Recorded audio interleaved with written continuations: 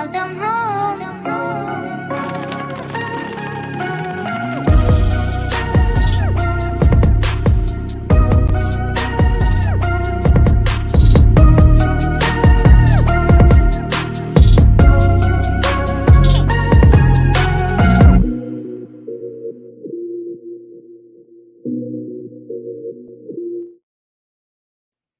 Hey everybody, welcome back to another episode of the Busy Money Cast. This is the podcast for entrepreneurs. We try to cover everything from all perspectives and all angles. So shout out to everybody for tuning in who's already in the waiting room. As always, I appreciate y'all. And we're gonna jump right into it like always. So first, we're gonna start with our first sponsor. Shout out to Howard's Blend. Go ahead and get yourself some of that pre-workout. Get yourself some of that plant-based protein.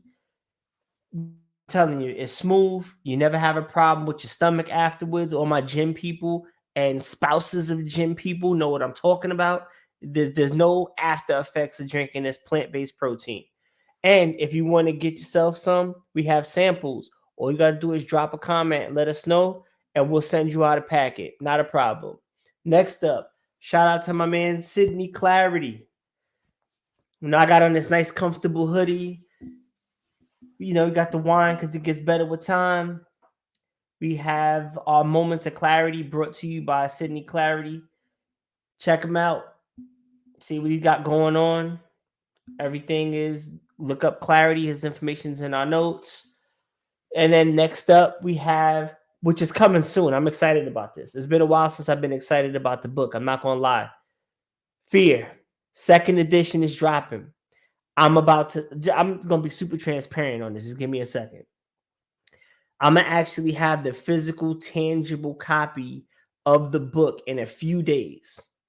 Everything was approved. Everything is ready to go. I just got to check the proof, make sure the colors are right, everything. This book is going to have full colors. Yeah, the PDF. It's easy to get color pictures in the PDF. But this book is going to have full photos, full color. There's new additions to the book. We updated some of the stories. I'm super proud of this book. Shout out to Reagan Edits for her help with that. And DG Premier Designs, Patience, for putting the book together. It's a lot of work that goes into it, believe it or not, just to change it from what was to this. So really excited about that. And proceeds from the book go to the Mary Kemp Foundation. If you'd like to donate, if you'd like to support Mary Kemp Foundation, every dollar counts. 100% of the money that is donated to Mary Kemp Foundation goes to the causes that we send the money to. Or the operating and everything behind the scenes, we take care of that from another private donor. Y'all don't have to worry about that. Payroll, everything gets taken care of. Never, ever has a penny of that come from a donor. So we have that set up. Tonight we have an interesting one. It's been a while since we really had a real estate-based conversation. So tonight we're going to talk about single-family rentals versus multi-family rentals. All right. Now, this is a point of great contention. There's views, there's opinions, and I guess there's what the internet says. So as always, we took 2 surveys. And this is the only time. It's the only time this happened. 100% of both polls were for one answer, which means, in essence, that there's a right and wrong answer to this. And I don't agree. I really don't agree. So 100% of the people that were polled said that they would prefer a multi, right? That's more than one unit in an address. And what we're going to do is we're going to see what you think, because some of you guys aren't on Instagram or you're not on that account, or maybe you didn't get to weigh in. So what we're going to do, like always, is we're going to ask the question. I'm going to give you guys 30 seconds or so to answer. We're going to check out a commercial from one of our sponsors. And then when we come back, we're going to jump right in. So before we go, the question is, you have money to invest. Are you going to invest your money in a single family unit, or are you going to invest it in a multifamily unit? Drop your comments below and enjoy the commercial.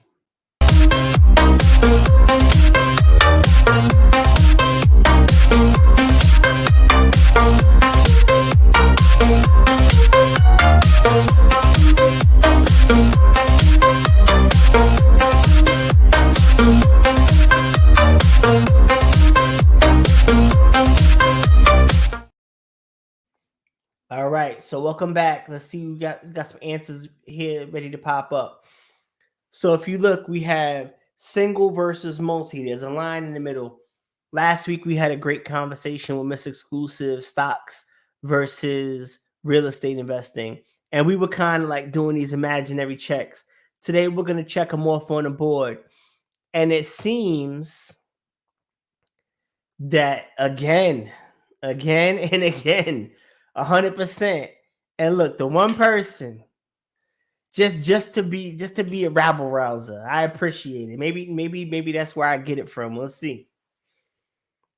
Every time there's a point, we're gonna just put a check on the side, and I'll make a little note, so we can see how the conversation goes. So last night I was at an event. Shout out to Reagan Edits. Again, Reagan is the one, and her company, they helped us get the second book out. So she did an event. She happened to be in town. She did an event at the Mind Molds Academy. So what we did was we had an authors roundtable. Great conversation, stories about putting our books together, motivation, things that went well, how to make the next one better. There were some people in the room that were on the fence. It looks like we're going to bring some new authors out of this discussion. And my man Tony, my brother Tony, happened to be in the room. Tony is a new client. We met a few weeks ago at another seminar, and he's doing a lot of positive things. Tony is the founder of the CEO Youth League. The CEO Youth League is a summer program. Well, actually, it's more than that. But one of the things that the CEO Youth League is doing is they're having a summer camp.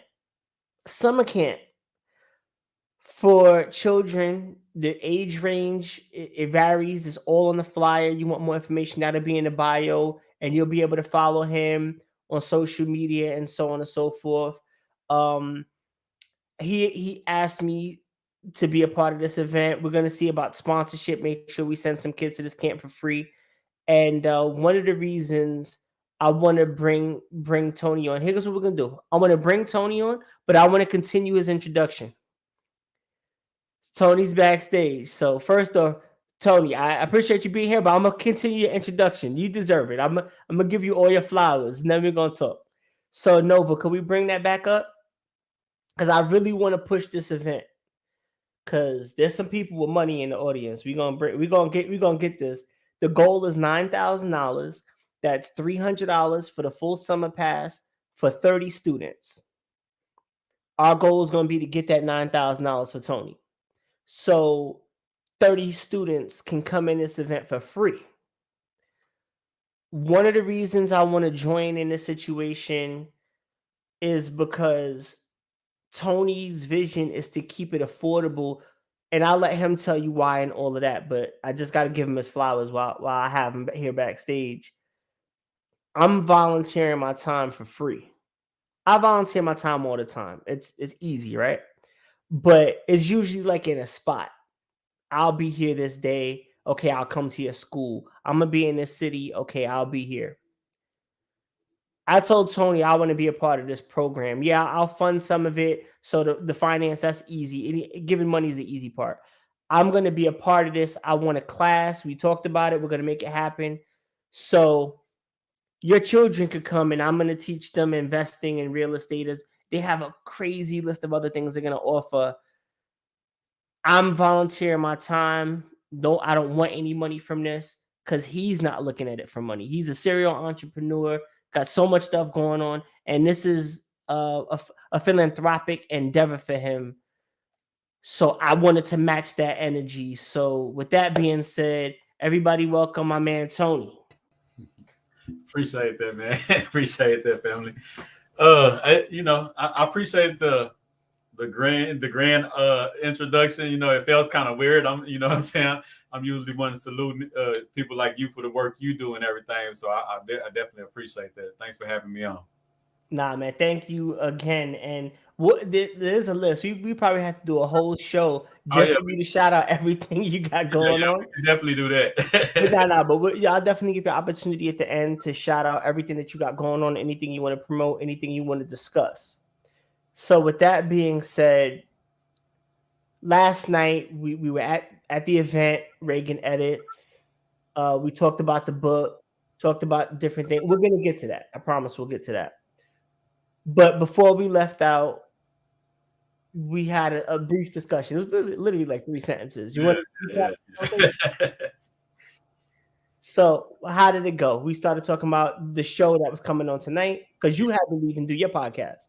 Yeah. So we was talking about just the multi versus single family home, and I told you I stand with I guess with the 100% of the people, and you was like, well, y'all gonna be surprised, what my answer is. And I've been, I don't claim to be like my thing, like you say, I'm a serial entrepreneur, I'm a serial investor. So all I got to do is know of it, and then I'll be willing to put in. I'm just that type of person. I always tell people I'm the type of investor that I'll jump out the plane and put my parachute on the way down. So I don't have to because why I turned. Quick story why I turned into that type of investor. In 2010, I was in 2011. I was in Atlanta, right? At it was some kind of music convention, and the guy was telling me about Bitcoin. He said put a couple $100 into it. I'm like, man, I don't know about no Bitcoin.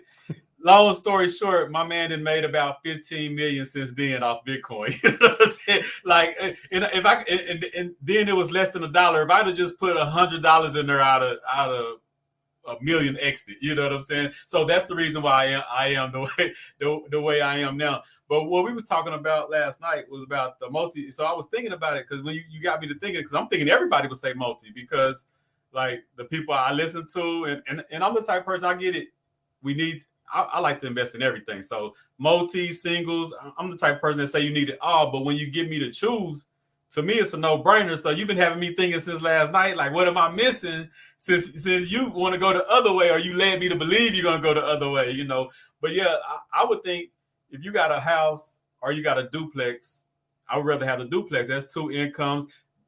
Granted, it's double the work, it's double the tenants, so it is extra work per se, but it's still more income out the same one property. So that's the way I see it.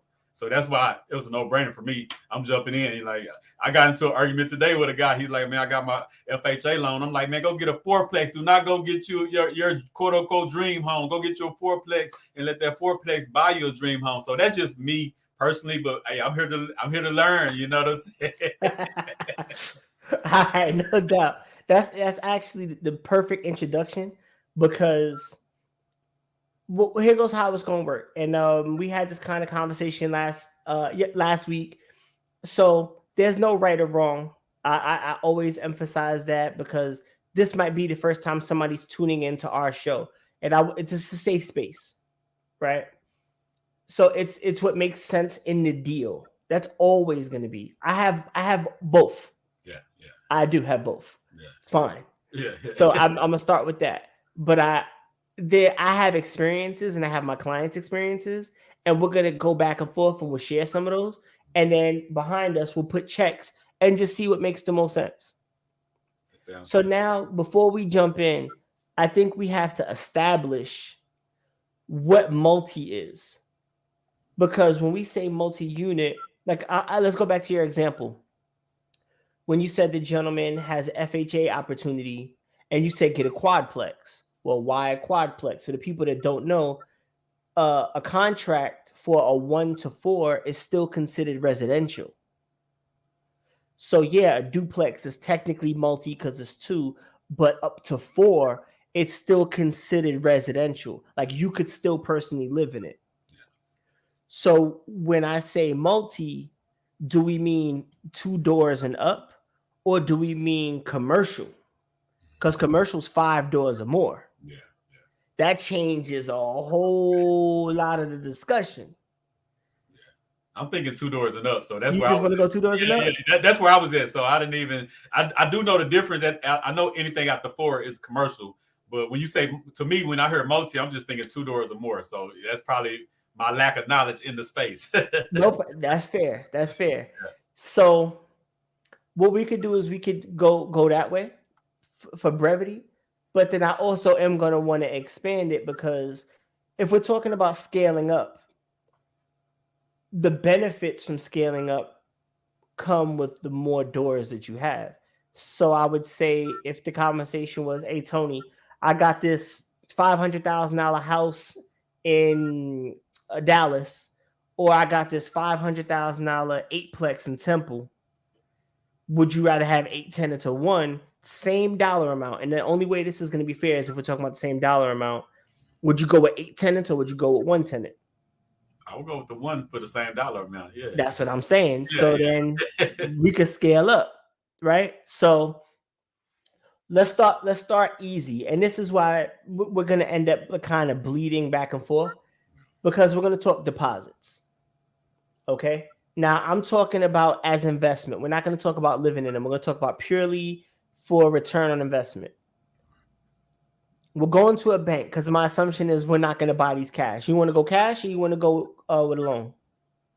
How you want to carry the conversation? Because we can go with the loan because that's the part I'm trying to learn. Beautiful. All right. So now we'll start simply. You go to the bank. This is only for business, right? So we remove FHA, we remove VA. Yeah. We're talking conventional loans. The deposit is 20%. You're getting a single family, you're getting a duplex, you're getting a quadplex, 20%. Once you cross the street, the minimum that a bank is going to allow you to put down is 30%. So now if we have $100,000, that limits your opportunities because 100,000 doesn't go so far when you're talking about purchasing a 5, a 6, a 8, a 10, right? Because those usually cost a lot more. So now to me, I feel like it's a point towards, I want to group 1 to 4. I know duplex is multi, but to me, I just don't see it like that. I got you. So just for the sake of this part of the conversation, could we do 1 to 4 as one side and then we'll go commercial? Separate, yeah, I got you. So to me, I think that's a point for single family. Because you could get the loan, not less money, less percentage down. 20% down versus 30% down. I think that's a win. Yeah. Okay. So I'm going to give us a check over here. And I'm going to put deposit 20%, 30%. I'm going to give us a check on the deposit side. 20% versus 30%. Okay. So now we're gonna go with your points. We're gonna go back and forth. So when you talk about scale of economy, right? That's what it's called when you're moving up. Now we'll go back and forth. So now we have a single family house versus a quadplex. So what's the benefit from conventional wisdom of, and again, the math is the same, okay? So you have a quadplex that's worth $400,000. It's all 4 units are 2 bedrooms, 1 bathroom, all right? And I have 4 single family homes, all worth $100,000. They all have 1-car garages. Your place has 1 parking space. So basically it's the same thing. They're in the same neighborhood. Yeah. Okay. So you start, we're in the same neighborhood. We're in Temple, Texas. You have an opportunity to get a quadplex, or you have an opportunity to get 4 single family homes for the same dollar. You choose quadplex. Why do you choose quadplex? Now that you're saying that they're the same price is different. To me, I'm gonna just tell you from, like I say, I don't presume to have the full knowledge of this. This is from me on the outside learning about it. I have seen that you get, if I go to the bank and say I got a quadplex, well, but then you said it's 4 different loans, so I guess the bank would look at that as the same. That's what you threw something in the game saying that they're the same, because normally what we feel anyway that we look at 1 duplex and we look at that 1 house. So you change the game because now you want to go. All right, how about this? Let's break it down. You got a duplex for 200,000, 1 on each side, and right across the street, You got there's a 2-bedroom and a 2-bedroom. Do you get the 2-bedroom or you get the duplex? Which one you want? I'm gonna say the duplex because that's one property tax. That's I'm still dealing with 2 families, but there's one property tax.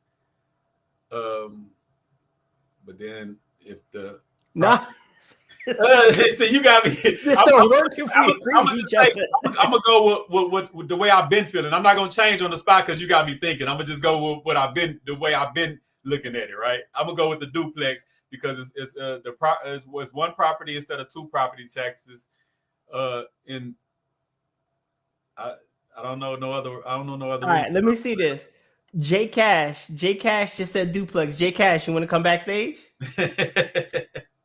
Anybody want to come backstage and argue with me? Yeah, because I'm thinking the duplex for because it's still the same. It's still you got one property, so I'm thinking about property taxes. I'm thinking about the advantages from the bank. I would think the bank would give you more advantages from that one duplex property than 2 homes. Isn't that more liability? I see everybody in here saying multi. I love it. So let's go like this, and we'll break it down. J Cash, you can come backstage. Come backstage with us. I want y'all to look. Like I said, this is a discussion. It's not an argument. Yeah. Now, so this is what I want to do, and that's the goal of this show. Is not to necessarily change your mind. It's just to do what Tony's doing right now. To think. Because when everybody tells you something, you stop thinking. Because you're like, oh, that's the answer. That's it. And I had the same mindset. I scaled up. And I can show you the map what we had in Killeen. You name it in Killeen. We had blocks, but we had duplexes, multi right next door, the whole thing.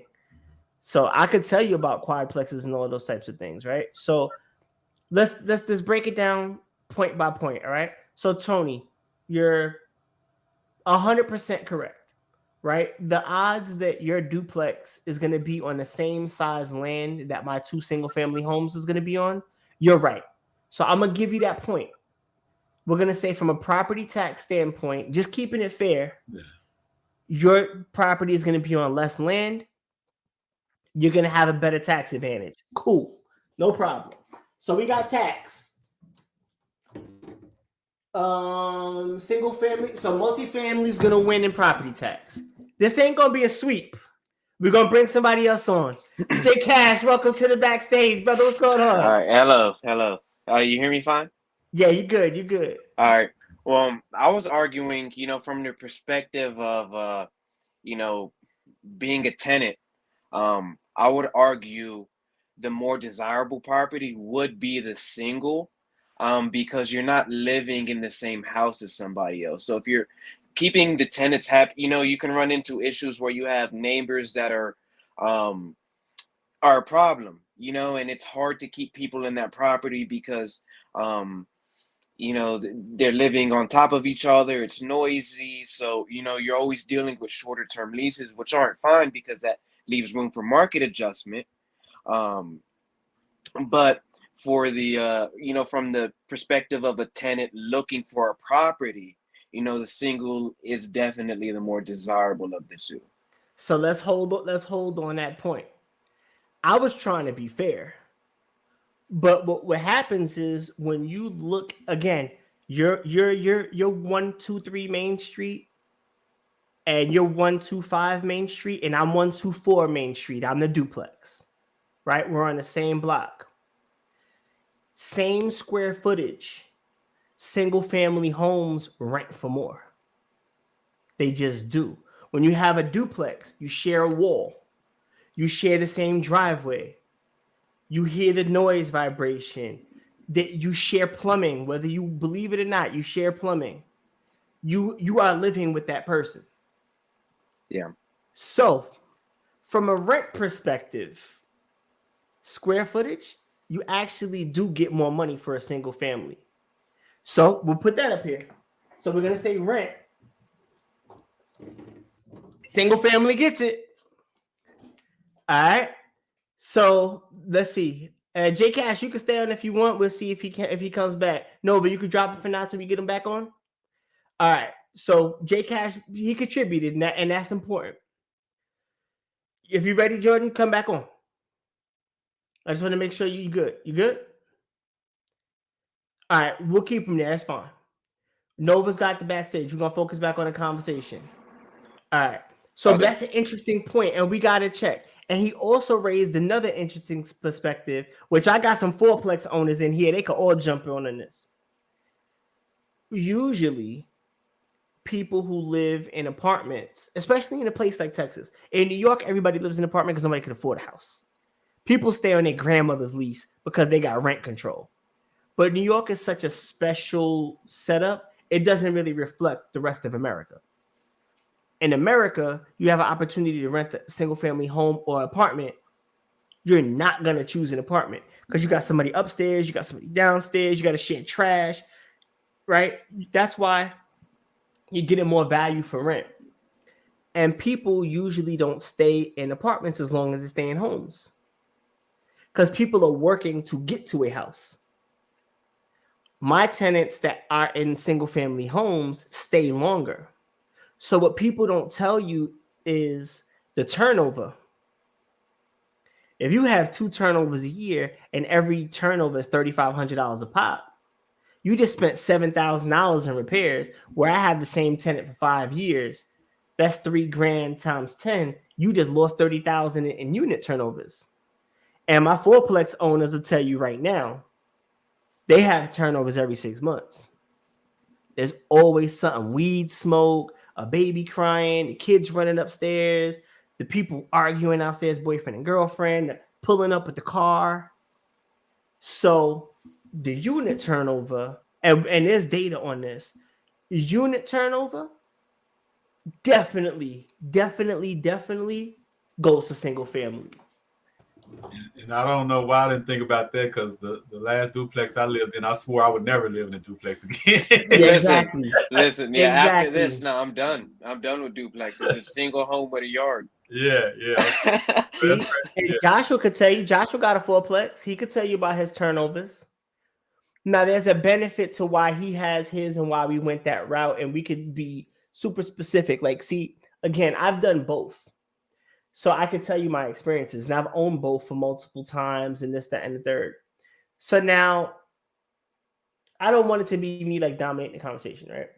Tony, let's just say conventional wisdom, right? Because I know you go to a lot of workshops, you go to a lot of things like that. What are the other purposes? What are the other reasons? I want to get to that. With the benefits of economy of scale. Why do they say you should go to quadplex or 8plex as opposed to 8 separate? Property tax, you got it. You win that one all the time.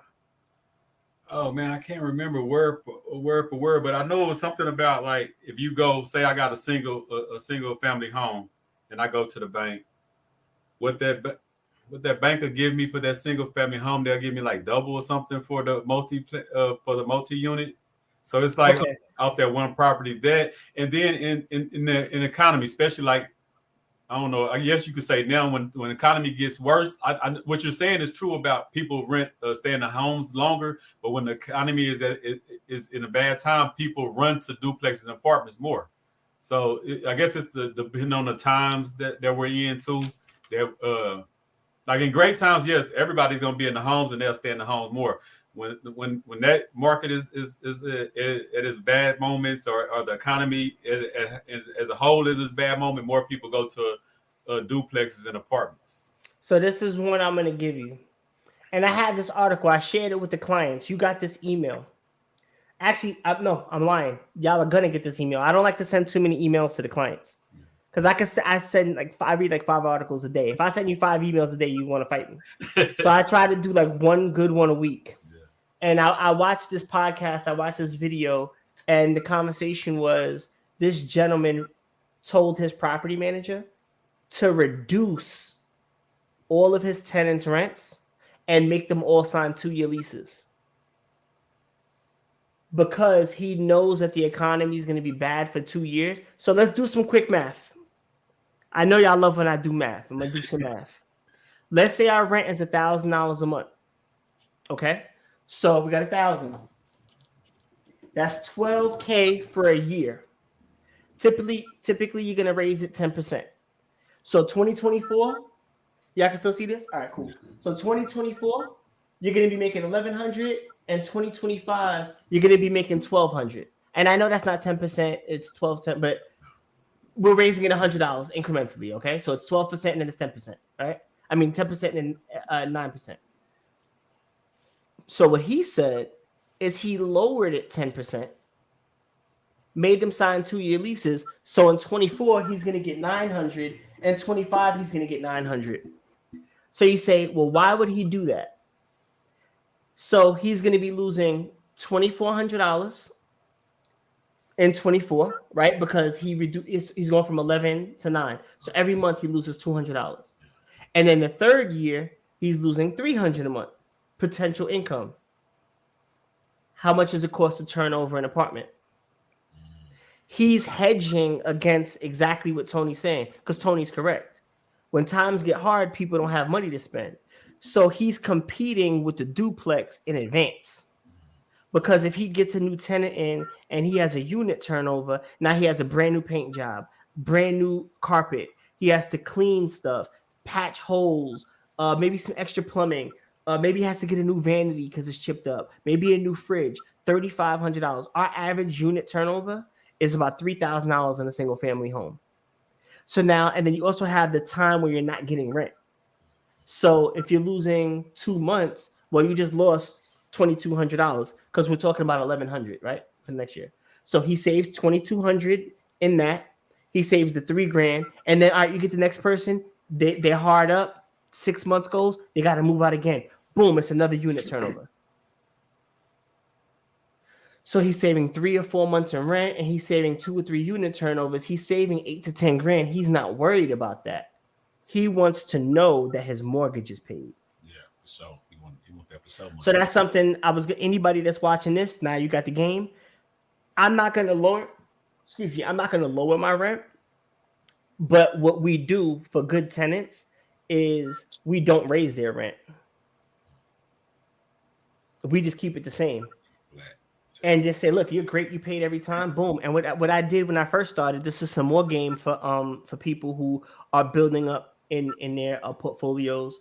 If you paid the whole year, your name went in a hat, and you had a free chance to get Christmas for free. So it was like your Christmas bonus. You would get January, no matter what your rent was. If you were in that pile, you got rent free. It's a great incentive. Yeah. I do have a question though.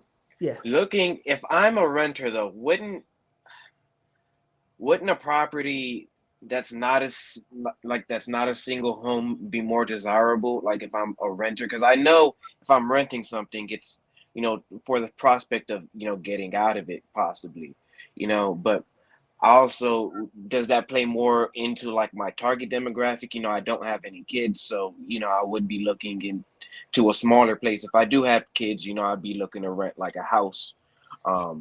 So I don't know how much of that plays a factor into how desirable a single family home is, in terms of a renting perspective. Because I would feel like people who are in the market for a house like that are more inclined to buy one than they are to rent one.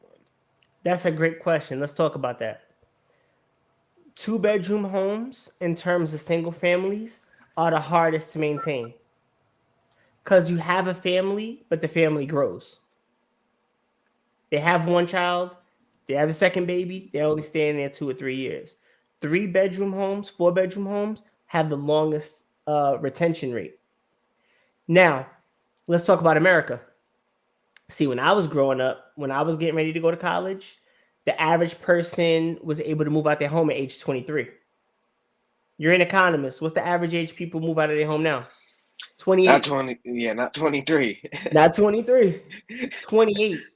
So those people are staying with their parents longer. So that even is a better argument for the 3-bedroom home. Because Junior's going to college, but he can't afford to get an apartment. He's coming back home. So we can't get rid of the room and go get the condo, or we can't sell the house and do this. We have to stay here.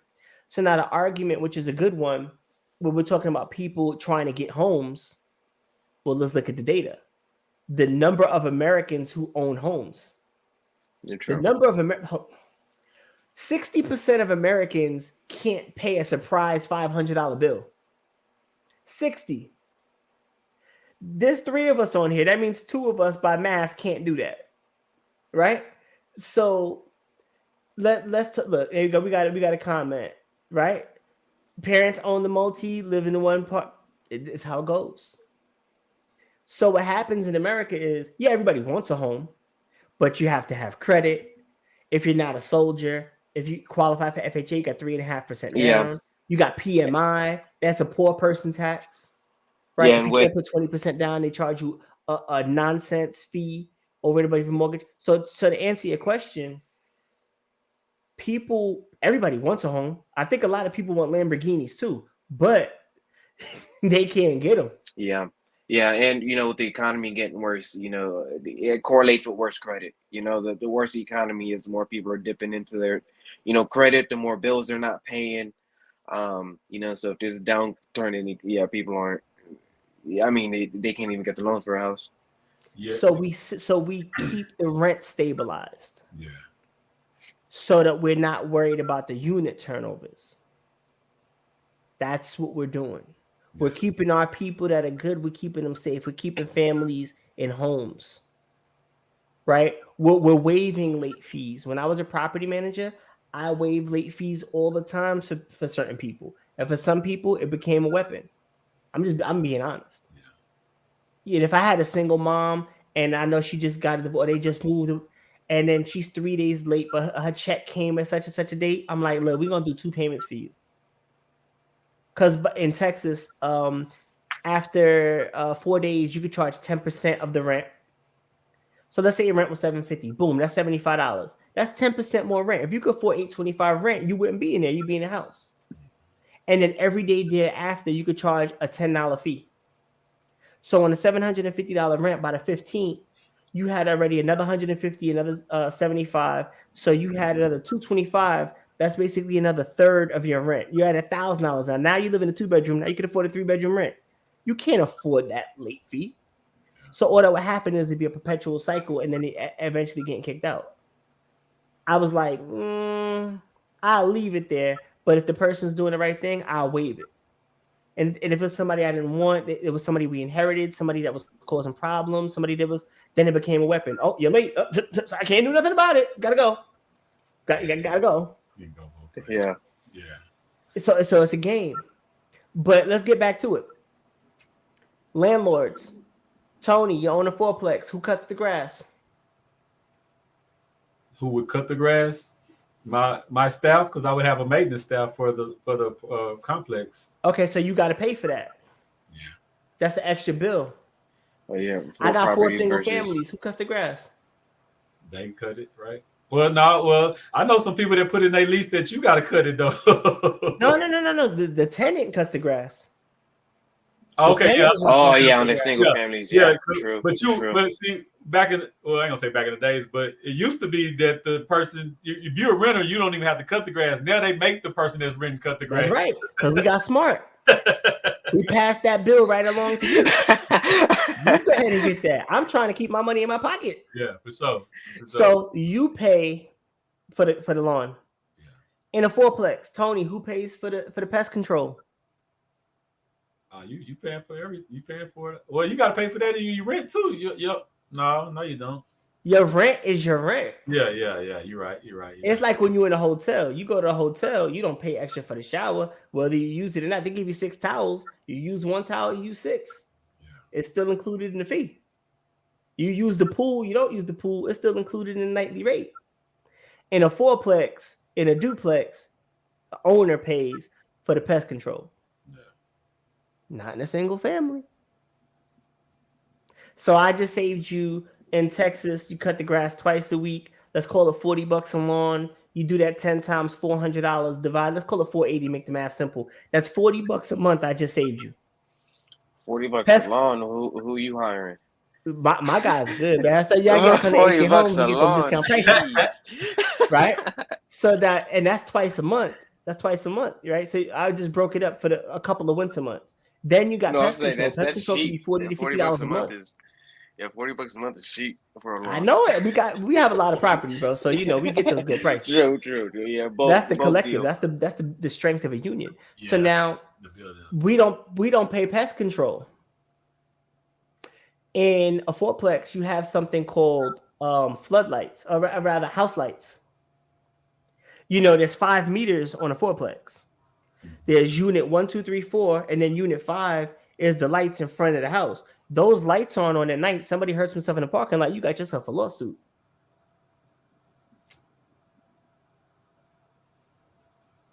You pay for that. That's a small electric bill every month. $15. Add that 15 with the 40 I saved you. Oh, and on the fourplex, it ain't 40. It might be 60. So that's 75 a month. That's coming out of your ROI. Your pest control at another 50 to 90. Because you had a dirty tenant upstairs that put infestation in the whole house. So now you got to get treated twice a month, so it doubles your bill. These things happen all the time. Yeah, for sure. You got rats, right? So now utilities are way less in a single family home. See, what they tell you conventionally is they'll say, well, there's one house on a fourplex, but they don't tell you that it costs more money for the person to go up on a second story. So they charge you more.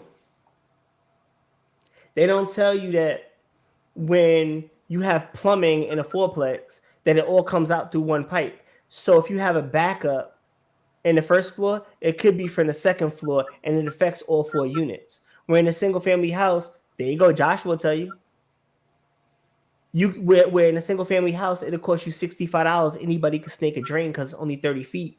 But in a quadplex, you got to go up and in and out and up and in and out and in and out, and it affects all 4 units.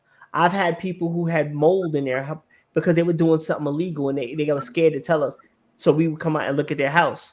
So they had mold in their apartment, and if it got out, the whole building could have been condemned because of one person affects 4.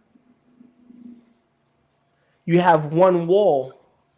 So if there's a flood or there's a leak in that wall, it goes to all 4 apartments. One person don't change their AC filter. It causes a backup. Happens all the time. It affects all 4 AC units. That's $30,000.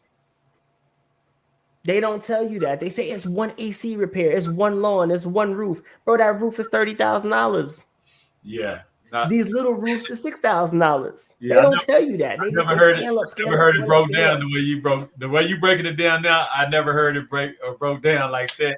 Yeah. That's why we different. Yeah, for sure. A lot of these people that's on is on because they heard somebody else say, and they just were better at marketing, or they were better with, and they just tell them whatever, or they say anything to get you to believe it, and then you buy their program. Yeah, or whatever. I mean, conventionally you think just more places, more rent. You know, just like So I mean, it just the math. It just equals more places, more rent.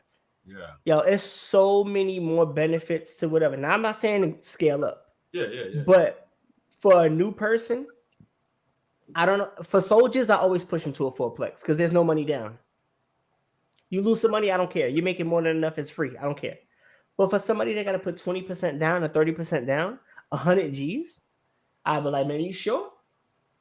You sure you want to do FHA and live next door to the people in a bad neighborhood? And you got 100 G's. You could afford to live in a nice neighborhood. You gonna sacrifice that, bring your wife and children, live next door to whoever, just to save money on a house?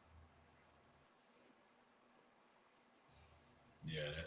I don't know. I wouldn't do it. You see, I came in ready, but you tripped me up when you said they both the same value. Then I'm like, hold on, if they the same value, then of course it's the single because it's more headache because you're dealing with more tenants. Yeah, you know what I'm saying. So more stable. Yeah, people stay there longer. I mean, and we could have the argument that people say, well, in a fourplex, there's 3 people paying your mortgage.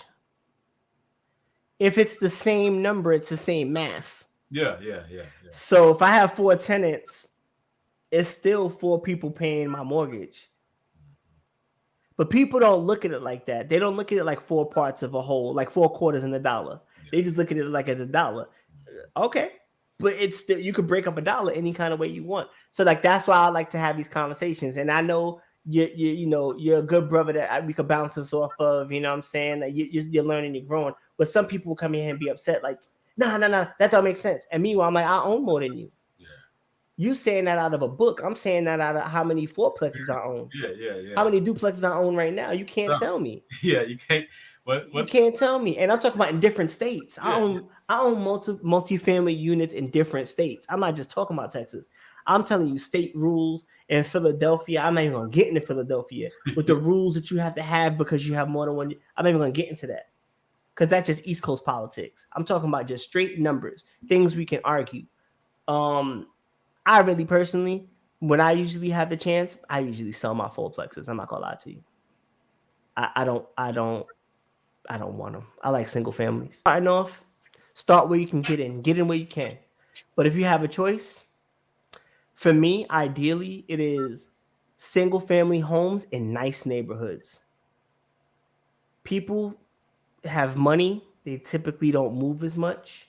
They usually stay a longer time. We're usually not worried about the rent. The equity that grows in the property value is more than enough to pull cash from, and I can make my money off the equity. Me personally, I don't live off rent money.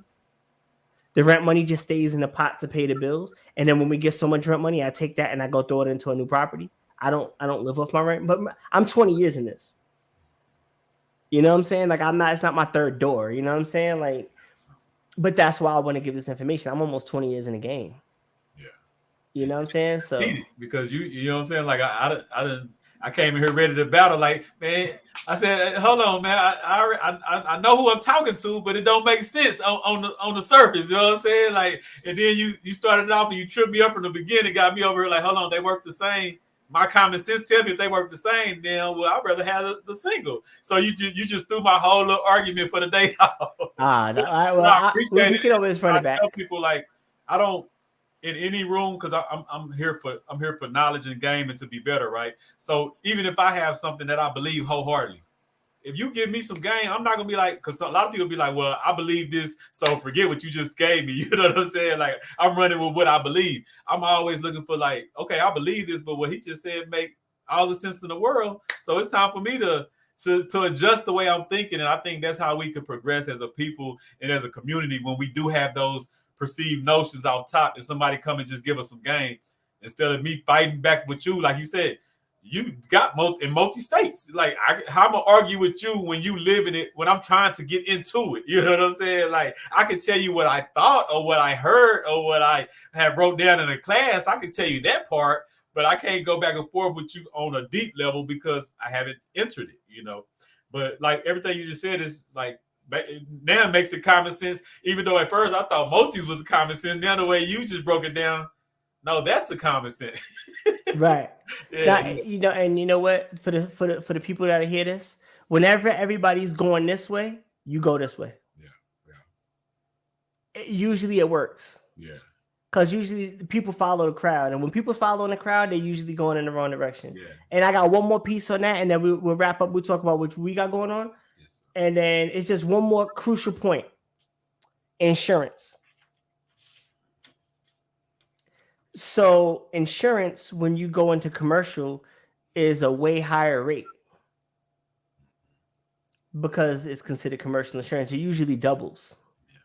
Even if it's dollar for dollar the same. So I'm paying $100 a month each unit on my 4 properties.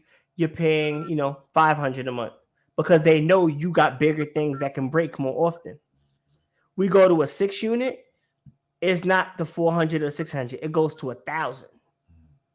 Straight, boom, it just jumps. Because they have so much more liability. There's more opportunities for a slip and fall.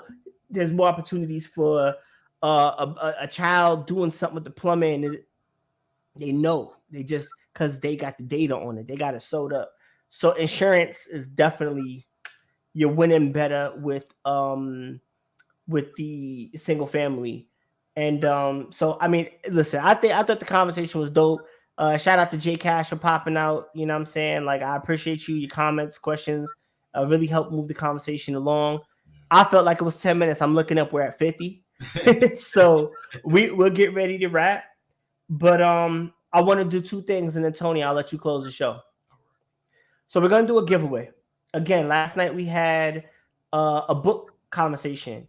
And I had the opportunity to flip through Tony's book. I'm getting ready to get it. I should have it by Friday. The streets lied to us. All y'all gotta do, and we're gonna do this for next week. You're gonna get a free copy. Y'all gonna get a copy on me. If I can, I'm gonna get Tony to sign it for you, and then you get an autograph copy, even better. Yes, sir. So all you gotta do is when the show's over, drop a comment on this video and write a time that you found out something that was a lie. It could be like Christmas. It could be something about real estate. It could be anything where you had a regular conventional wisdom. You did your own research or you learned something, and then boom, the game changed for you. So you got this giveaway. Tony, streets lied to us. Tell us a little bit about it.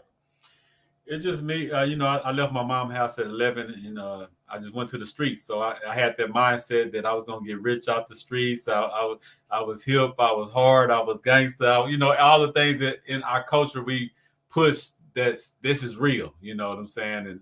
And so as I was just forming out the CEO Youth League, building with these youth, and I'm relating to them because I'm understanding the way they thinking is like just their program to think that way. You know what I'm saying? And I'm like, we're programmed that because we're taught that this is real. We're taught that. I had a quick little a segue into what I'm saying is one night I never been a club guy. They've been calling me old school since I was 14. Like I always been the old guy in the room. I don't party, I don't drink, I don't do none of that stuff. Have it and still have it to this day. But a partner of mine called me 3 a.m. Oh man, we getting into it. We need you. Yeah, we need y'all to come on down with the guns, this and that. And at that moment, and I had a conversation with some youth a couple weeks ago in Killeen. I said, at that moment, what do you do? And most of them said they got to go because if they don't go, they're fake. They're not real. You know what the community and what the hood gonna say about that. And I said, and I gotta tell them that's one of the biggest things that we got to stop, especially when you make it out in my age. We got to tell them no. That the lie is you leave. The worst thing you can do is leave that woman you laying by, your kids. That's the foolish thing. Not to go protect somebody. I'm gonna go shoot up a club that you fighting over a girl that I don't know. So those type of rules that we live by in the streets, that I just want to wipe them away. What's hard? What's gangster? What's real? You see, the wealth is gangster. I'm telling these kids, we're not going shooting up. We're not doing the drug selling. We're not. I can introduce you to a brother right here that can show you how to become a 6-figure, a 7-figure earner. You can never get that in the streets. You know what I'm saying? Like conversating with people like you. What the conversation we just had. This is gangster. So the streets lied to us is my part of trying to change the narrative on what's our community and our culture feels real and hard and gangster. And I want our kids to still, you can be gangster if you want to, but be this type of gangster. Let me introduce you to Hussein so he can teach you how to really be a G in these streets by taking care of your business, being a responsible man, taking care of your wife, you know what I'm saying? Building an empire, stuff like that, man. So that was the basis behind the book. I just wanted to talk to the kids and let them know I relate to them. I used to think like that. I remember being 12, 13 years old, looking forward to going to the penitentiary. Not because I'm the hardest person in the room, not because I love to fight. I wasn't that child. I just like to get money and stay out the way. So I was never the child that wanted to be just the thug. But I lived that life. And the reason I wanted to go to the pen because everybody in my community went. All the big homies, they went to the pen, they came out swole, they got more money. So to me, that was the thing to do. But now on the outside, we'll be looking at those kids like those kids, they lost it. They're out of control. They this and that. But we don't realize in that community, when you're in that environment, you feel like this is the best choice. So that's why I wrote it, just to let these kids know I understand what you think is real, understand what you're taught is hard and gangster, but it's a lie, man. So I want them to hear from somebody like me, and then where I come from, they know I really lived it. So I really I get a lot of support around here now. I'm just taking it worldwide, statewide. You know what I'm saying? Well, I appreciate you. The message is real. You live in what you're saying, and not only that, you live in this side of it. Yeah. You visit juvenile detention centers. You brought other people in the juvenile detention centers. You put in together the tour so you could do the nationwide juvenile detention center, and that's why I'm so I don't want to say impressed. That's not the right word, but it's very few people I get in a room with and they motivate me. Or I'm like, man, that's that brother right there. So, you're doing great work. I'm always gonna support it. We're gonna help it grow. We're gonna push it out.